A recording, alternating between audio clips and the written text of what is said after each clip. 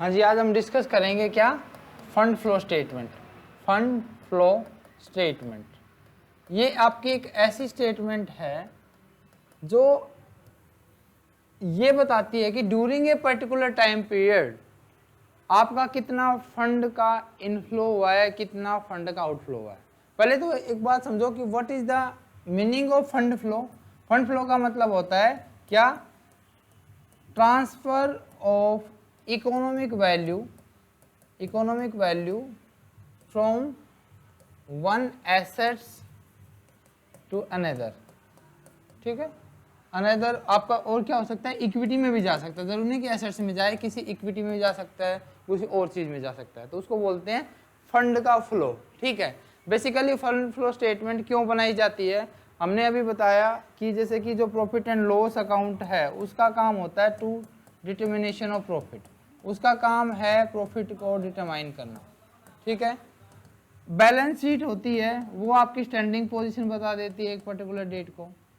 लेकिन बहुत सारे एक ऐसे आइटम्स है, ऐसी आपकी ट्रांजैक्शंस होती है जिससे जो आपके इनडायरेक्टली आपके ऑपरेशंस में होती है, जो आपके फंड पर आपका कोई भी इम्पैक्ट नहीं डालती या आप उसको एडजस्ट करते हो। मतलब ऐसी बहुत सारी ट्रांजैक्शन है जो बिजनेस एक्टिविटीज़ में इन्वॉल्व है, लेकिन आप उसको रिकॉर्ड मतलब P&L में रिकॉर्ड कर रहे हो, लेकिन उसका फंड पर कोई भी इम्पैक्ट नहीं पड़ता। तो उन सभी चीज़ को एडजस्ट करने के लिए, फंड का फ्लो देखने के लिए आप बनाते हो फंड फ्लो स्टेटमेंट। बेसिकली जो आपके फंड फ्लो स्टेटमेंट है वो एक स्टेटमेंट है किसकी, दो चीज़ों की, स्टेटमेंट ऑफ किसकी, सोर्सेज ऑफ फंड्स, और एक आपकी एप्लीकेशन की एक पर्टिकुलर टाइम पीरियड में कहाँ से सोर्सेज आए हैं, कहाँ से आपकी एप्लीकेशन आई है। ठीक है, फंड्स का मतलब होता है वर्किंग कैपिटल जिसको आप यूज कर रहे हो अपने बिजनेसेस में।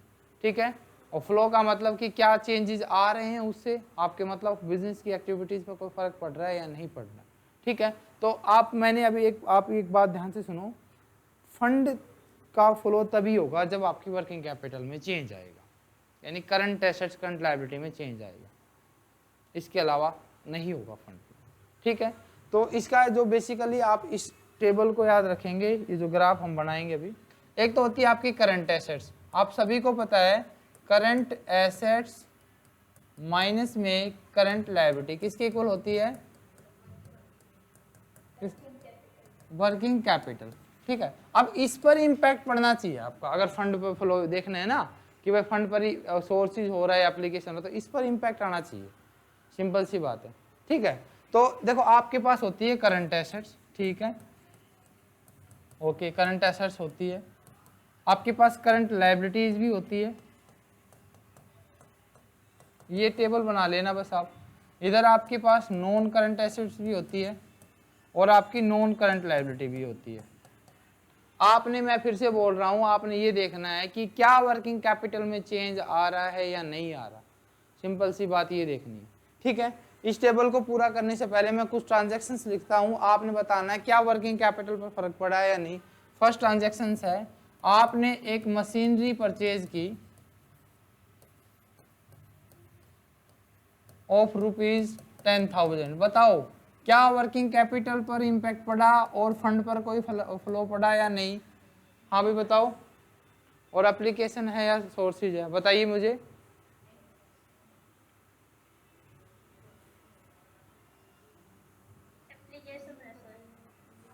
एप्लीकेशन है ना।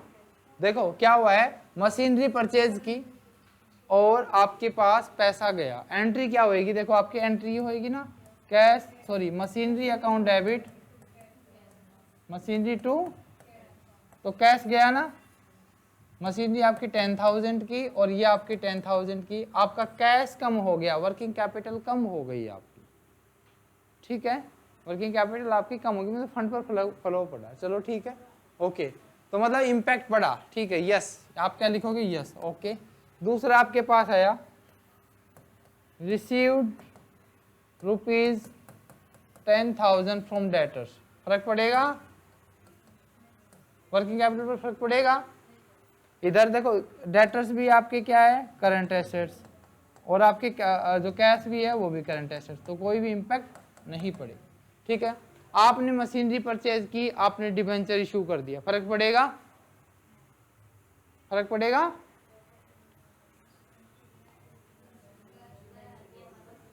क्या फर्क पड़ेगा? कैसे? हाँ, कहाँ गया? क्या कहा? डिबेंचर इशू किया है, कहाँ गया पैसा? नहीं पड़ेगा ना फर्क। मशीनरी टू डिबेंचर्स, कोई भी फर्क नहीं पड़ा। ये भी बात समझ में आ गई? ठीक है, और फोर्थ एंट्री आई आपके पास, जो आपके क्रेडिटर्स थे उनको इशू कर दिए बिल्स पेबल्स, फर्क पड़ेगा? इसका भी फर्क नहीं पड़ेगा। ठीक है, बहुत अच्छे, आपको क्लियर हो गई। तो ये जो चीजें हैं ना आपकी, यहां से आप क्या समझोगे? आप यहां से एक चीज ये समझोगे क्या? Current account transaction and non current account transaction, जैसे करंट एसेट्स, करंट लायबिलिटी, कोई भी फर्क नहीं पड़ेगा। Non current assets, non current liability, जैसे अभी आपने कहा था डिबेंचर्स का और मशीनरी का, तो भी आपका कोई भी फर्क नहीं पड़ेगा। Non current assets, non current liability, तभी फर्क नहीं पड़ेगा। Non current assets, non current assets, तभी फर्क नहीं पड़ेगा। फर्क कब पड़ेगा? ये मतलब फंड का फ्लो, मैं यहाँ लिख रहा हूँ कि फंड का फ्लो, क्वेश्चन क्या है यहाँ पर, is there any fund flow fund, तो आप कह रहे हो नहीं नहीं, यहाँ पर आया करंट एसेट्स और नॉन करंट एसेट्स को, नॉन करंट लायबिलिटी की ट्रांजैक्शन हो रही है, करंट एसेट्स और नॉन करंट लायबिलिटीज की। For example payment of long term loan, long term loan की पेमेंट कर दी, कैश चला गया, फर्क पड़ गया? या receive a long term loan of ₹10,000, तो अभी आपका कैश इनफ्लो आ गया, तो फर्क पड़ा वर्किंग कैपिटल पर। तो यानी यहां पर आपका फर्क पड़ेगा, ध्यान से समझना इस चीज को। एक आपकी करंट लायबिलिटी और नॉन करंट आपकी एसेट्स है, तभी फर्क पड़ेगा, बिल्कुल फर्क पड़ेगा भाई, तभी आपका फर्क पड़ेगा। कैसे लिखा? करंट लायबिलिटी और non current assets. For example आपकी पेमेंट कर दी आपने डिबेंचर, किसकी? करंट लायबिलिटी की पेमेंट कर दी, नॉन करंट एसेट्स है ना करंट लायबिलिटी के बदले। जैसे इसमें क्या किया आपने, एक मशीनरी परचेज कर ली और उसको आपने क्या किया, अब बिल्स पेबल्स के तो तभी ट्रेड क्रेडिटर्स में आएंगे, करंट लायबिलिटी में कैसे आ सकता है? जैसे शॉर्ट टर्म लायबिलिटीज क्रिएट कर दिया आपने, ठीक है। या आपने क्या किया, जो आपकी कोई मशीनरी परचेज की, नॉन करंट एसेट्स आपने परचेज की और उसके बदले में शॉर्ट टर्म के लिए 2-3 महीने के लिए उधार कर ली, तो इस तरीके के आपका भी होगा, तो भी आपका फर्क पड़ेगा। ठीक है, ओके। इधर आपका current liability, non current liability में तो भी फर्क पड़ेगा, जैसे कि आपने अपने क्रेडिटर्स को डिबेंचर इशू कर दिए, तो भी फर्क पड़ेगा। करंट एसेट्स और नॉन करंट एसेट्स का, तो इसमें भी फर्क पड़ेगा। जैसे मशीनरी को सोल्ड कर दिया तो पैसे आएंगे। तो ये आप देखेंगे फंड फ्लो स्टेटमेंट का, ये जब भी आपको क्वेश्चन ना समझ में आए तो इसको बना लेना, बिल्कुल आसान सा है। ठीक है, नक्षत्र से बन गए हैं आपके, कि कौन से उसमें बैठे हो आप, इसमें आप बैठे हो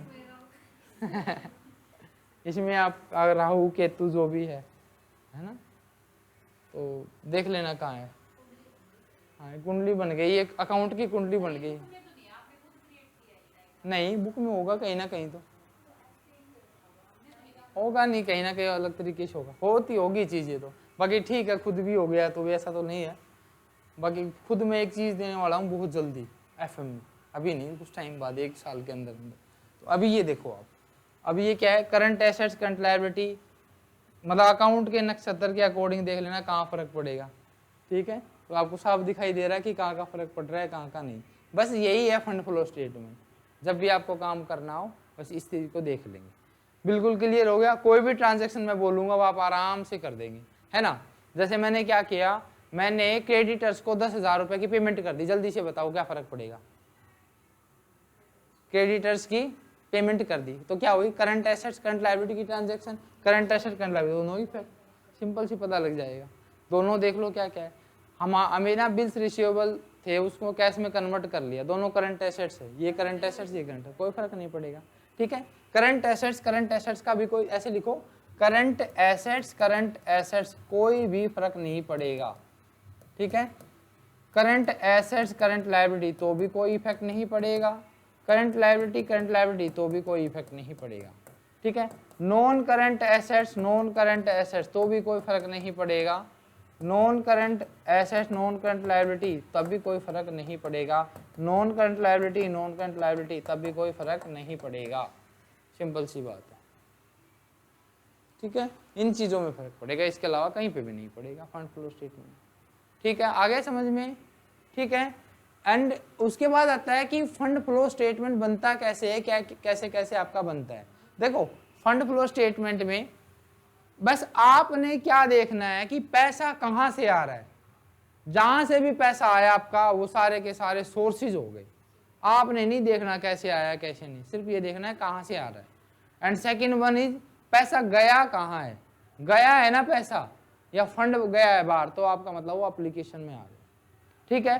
तो इसमें जो आपका जो बनता है फंड फ्लो स्टेटमेंट कुछ इस तरीके से बनता है। फंड फ्लो स्टेटमेंट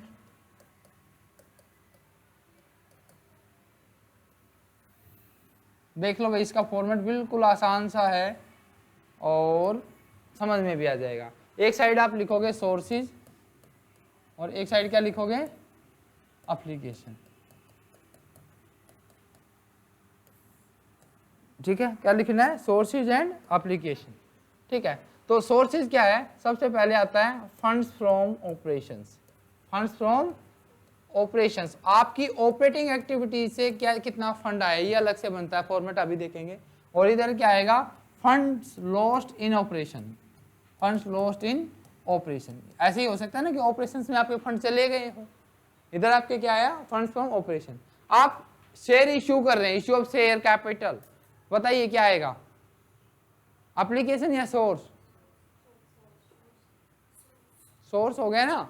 पैसा आप आ रहा है, आपने सिर्फ ये देखना है कि इनकमिंग हो रही है आउट गोइंग।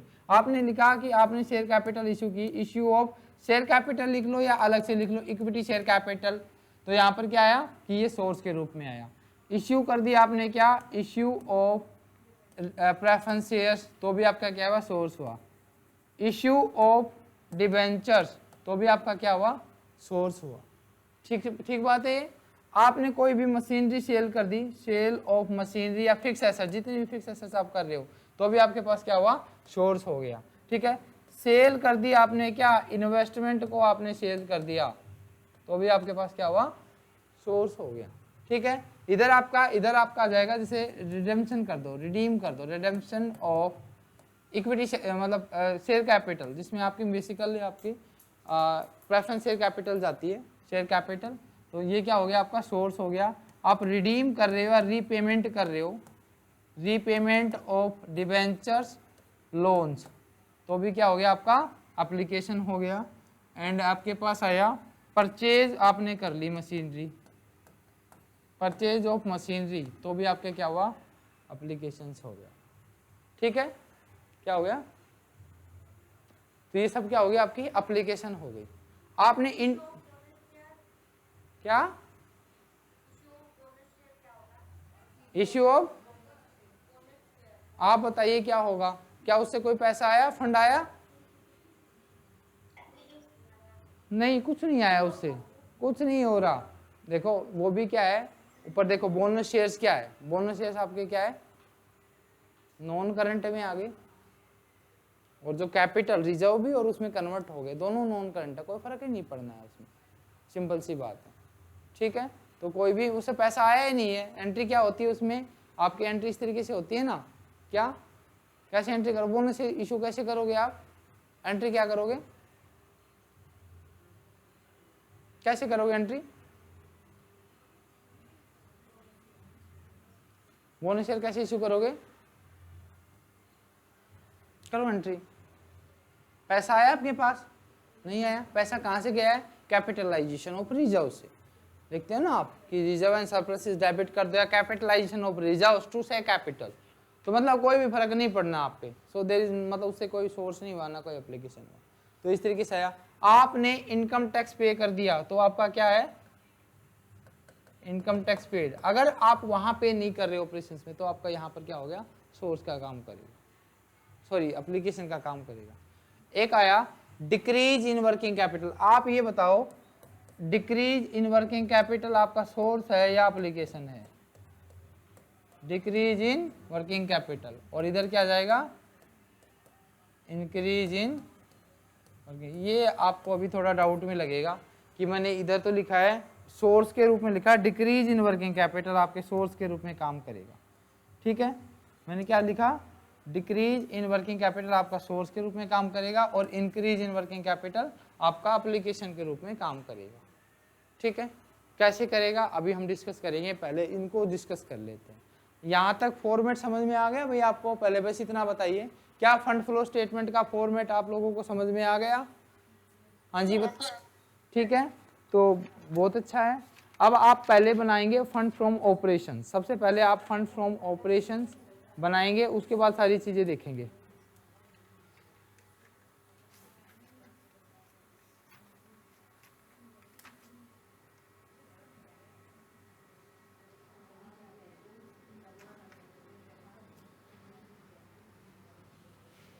ये क्या बना रहे हैं हम पापा? Fund from operation. ठीक है, तो ये देखो बनाते हैं पापा, फंड्स फ्रॉम ऑपरेशंस। कैसे बनता है आपका ये फंड फ्रॉम ऑपरेशन? सबसे पहले लिखोगे आप, हाँ इसी में फंड फ्लो का एक पार्ट, फर्स्ट पार्ट। ठीक है, क्या लिखोगे? Closing balance of P&L account या इनकम स्टेटमेंट, इस तरीके से लिख सकते हो। ठीक है, अब आपने मुझे ये बताना है कि मैं कुछ आइटम को ऐड करूंगा यहाँ पर या डिडक्ट करूंगा, आपने बस ये बताना कि मैं ऐड करूं या इसको माइनस करूं और क्यों कर रहा हूं। आपने अपना माइंड यूज करना है। फर्स्ट क्वेश्चन आया क्या? ऐड या दूसरी चीज आपका माइनस वाला। सबसे पहले मैंने लिख रहा क्या? Preliminary expenses right of.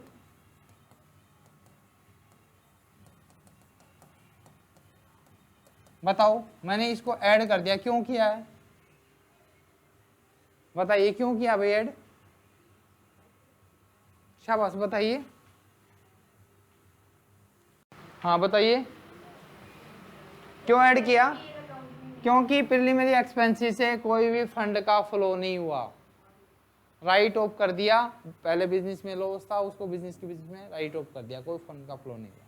ठीक है, आपने ऐड करना है क्या? आपने गुडविल को राइट ऑफ कर दिया। गुडविल को क्या कर दिया? राइट ऑफ कर दिया। पेटेंट को राइट ऑफ कर दिया। इन जितने भी आपके साथ है, डिप्लेशन हो गया वो कर दिया आपने, अमोर्टाइजेशन हो गया, सारे की सारी को वापस से ऐड करना है। इसको क्यों किया? इससे भी आपका नॉन फंड आइटम, हम यहाँ पर सीधी एक लाइन लिख लेंगे, क्या? Non fund item. ये वो आइटम है जिससे आपका कैश का आउटफ्लो नहीं हुआ, फंड का आउटफ्लो नहीं हुआ। ठीक है, हमने एक ये लिखा ट्रांसफर टू जनरल रिजर्व। मुझे बताइए मैं इसको ऐड करूं या क्या करूं? हाँ जी बताओ, transfer to general reserve, reserve में ट्रांसफर कर दिया पैसा, तो ऐड करूं या माइनस करूं? बताओ। आप जनरल रिजर्व को ऐड करोगे बिकॉज इससे आपका कोई भी फंड का आउटफ्लो नहीं हुआ। कोई और रिजर्व में ट्रांसफर किया तो भी आप इसको ट्रांसफर मतलब उसको ऐड कर दोगे। एक लिखा आपने डिविडेंड के बारे में, अगर आपका कोई डिविडेंड है जो कि परपोज्ड है, परपोज डिविडेंड मतलब अभी दिया नहीं है, परपोज्ड है, शेयर होल्डर की मीटिंग्स में परपोज हो चुका है, वो बाहर नहीं गया, तो भी आप क्या करोगे? ऐड करोगे। ठीक है, इसी तरीके से आपका जो इंटरिम डिविडेंड होता है वो भी आप उसको करोगे ऐड, क्योंकि वो साल के एंड में, ड्यूरिंग द ईयर हमें साल के एंड में निकालना है, कैलकुलेट करना है। ठीक है, और क्या ऐड करोगे आप? ऐड करोगे आप क्या? Loss on sale of fix assets. देखो, जब भी आपने फिक्स एसेट्स पे सोल्ड आउट की तो उसमें जो लॉस हुआ वो आपका कोई भी पैसा कम नहीं किया, नॉन फंड आइटम है, उसका फंड बाहर नहीं गया, लॉस है जो कि आपके अकाउंट में रिकॉर्ड हुआ, उसको क्या करोगे आप? ऐड करोगे। अब आप क्या क्या डिडक्ट करोगे, लेस करोगे? जैसे हाँ? जैसे लॉस है आपका, लिख दिया लॉस भाई 5,000 का, 1 लाख की चीज ली थी आपने, और जब आपने वो चीज खरीदी थी ना, तब आपने उसको एज ए आउटफ्लो मान लिया था। ठीक है, अभी वो जो चीज है उससे आपके जैसे 95,000 रुपये आए, 5,000 का आपको लॉस हो गया, तो क्या वो 5,000 रुपये आपका कैश आउटफ्लो हुआ है? अभी कोई कैश आउटफ्लो नहीं हुआ है, इसलिए हमने क्या कर दिया, वो प्रॉफिट में से चार्ज कर लिया था क्योंकि लॉस था, लेकिन अब हमने वापस से उसको ऐड कर दिया क्योंकि नॉन फंड आइटम है। ठीक है, अब लेस क्या करोगे, जैसे आपका ये था लॉस को आपने ऐड किया था, इसी तरीके से कर दोगे profit on sale of fix assets. क्या कर दोगे, फिक्स एसेट्स पर ऐड कर दोगे, तो ये क्या हो गया आपका, आप इसको ऐड कर देंगे। ठीक है, और क्या करोगे, प्लांट एंड मशीनरी हो गया। ठीक है, आपने कोई भी डिविडेंड रिसीव्ड किया है, बताओ इसको मैंने क्यों ऐड किया है, डिविडेंड रिसीव्ड माइनस कर दिया, क्यों कर दिया भाई, because it is not an operating activity, financing activities का पार्ट है।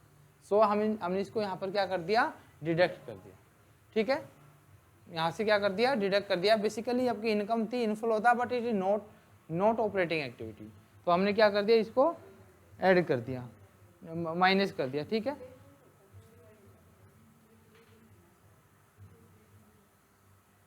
और जब भी आप इसको जब सोल्व कर देंगे तो रिजल्ट आ जाएगा आपके पास क्या, फंड्स फ्रॉम ऑपरेशंस, पूरा एडजस्ट करने के बाद ये आपके फंड्स लॉस्ट इन ऑपरेशंस।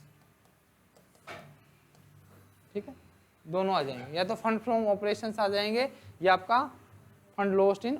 हमने कहा है क्या, हमने ये कहा है कि जो डिक्रीज इन वर्किंग कैपिटल है वो क्या लिखा है मैंने, सोर्स या एप्लीकेशन, क्या लिखा है, सोर्स लिखा है। पहली बात तो आप ही समझ गए, ना समझे तो क्या बोलते याद हो गया। अब मैं इसको समझा रहा हूं कि कैसे, क्वेश्चन तो आपको समझ में आ गया आएगा क्या, ठीक है ना, और लिखना क्या है, मतलब आंसर तो आपका हो गया ठीक। अब आप बच्चों को कैसे समझाओगे या मतलब आगे पढ़ाओगे तो कैसे बताओगे। डिक्रीज इन वर्किंग कैपिटल का मतलब है कि आपने वर्किंग कैपिटल का कोई पार्ट निकाल के एज ए सोर्स कहीं पर भी कंस्टिट्यूट कर लिया, उसको कहीं ना कहीं इन्वेस्ट कर दिया। ठीक है, मेरी बात समझे, वर्किंग कैपिटल जो थी आपकी वहां से फंड निकाल दिए, यानी short term assets, current assets, current liabilities, वहां से आपने निकाल के फंड को कहीं पर भी यूज कर लिया। फॉर एग्जाम्पल आपने क्या किया, आपने एक लोन की पेमेंट कर दी, और जब लोन की पेमेंट कर रहे हो आप तो उससे क्या होगा, आपकी वर्किंग कैपिटल कम हो जाएगी, कैश कम हो गया, वर्किंग कैपिटल कम होगी, उसको यूज कर लिया, तो क्या हो गया, वो आपके सोर्स के रूप में काम कर रहे हैं। मेरी बात समझे आप, किसके रूप में काम कर रहे हैं, सोर्स के रूप में आपकी काम कर रहे हैं। जो लोन की जो रीपेमेंट के लिए जो पैसा आया है वो कहाँ से आया है, वर्किंग कैपिटल की कमी होने की वजह से। सो आप क्या लिखोगे, डिक्रीज इन वर्किंग कैपिटल आपका क्या करता है, कन्वर्ट हो जाता है, इसमें कन्वर्ट हो जाता है इनटू सोर्स, मतलब ये आपका क्या हो जाता है, यूज हो जाता है, so it is a source. ठीक है, and increase in working capital, जैसे आपने क्या हुआ, मान लो जैसे आपका एप्लीकेशन हो गया आपका, कि मतलब आपने पैसा वर्किंग कैपिटल में कहीं इन्वेस्ट कर दिया, करंट एसेट्स में लगा दिया, और पैसा लेके करंट एसेट्स आपने ज़्यादा कर ली, तो वो क्या वो करेगा, आपका एप्लीकेशन का काम करेगा, यानी फंड आपके इन्वेस्ट हो गए। ठीक है, तो बेसिकली जो आपका, हाँ जी बोलिए,